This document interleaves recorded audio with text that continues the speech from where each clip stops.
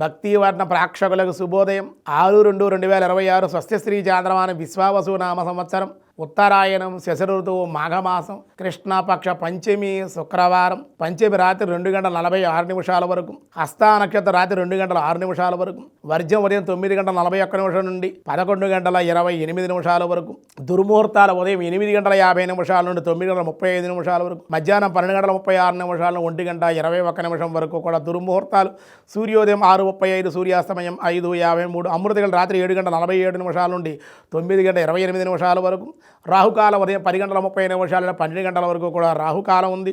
శుభ సమయం ఉదయం 6 గంటల నుండి 7 గంటల వరకు ఉదయ శుభకాలం మధ్యాహ్నం 3:30 నుండి 4:15 వరకు శుభకాలం ఉంది.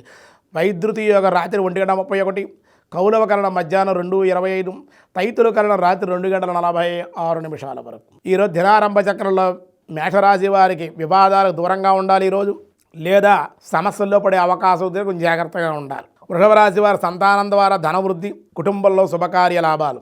మిథున రాశి వారికి ఈరోజు విశేష ధనయోగం, అన్ని విధాలుగా అనుకూలతలు, పెద్దలను కలుసుకునే అవకాశం. కర్కాటక రాశి వారి సంఘంలో గుర్తింపు, కార్యజయము, ఉద్యోగ ప్రాప్తి. సింహరాశి వారి ధనము మంచినీళ్ళ వల్లే ఖర్చుగుట, శ్రమ ఎక్కువగా ఉండే అవకాశం ఉంది. కన్యారాశి వారి దేవాలయ దర్శనాలు, దూర ప్రాంత ప్రయాణాలు, అనవసర వ్యయ సూచనలు ఉన్నాయి. తులారాశి వారి శుభవార్తా శ్రవణము, శుభలాభాలు కూడా ఉండే అవకాశాలు అయితే ఉన్నాయి. వృశ్చిక రాశి వారికి అనుకూలంగా ఉంది, పాత బాకీలు వసూలవుట, కానీ ధన వ్యయ సూచనలు కూడా ఉన్నాయి. ధనం వచ్చినప్పటికీ ఏదో రూపంలో ఖర్చు కూడా అయ్యే అవకాశం ఉంది.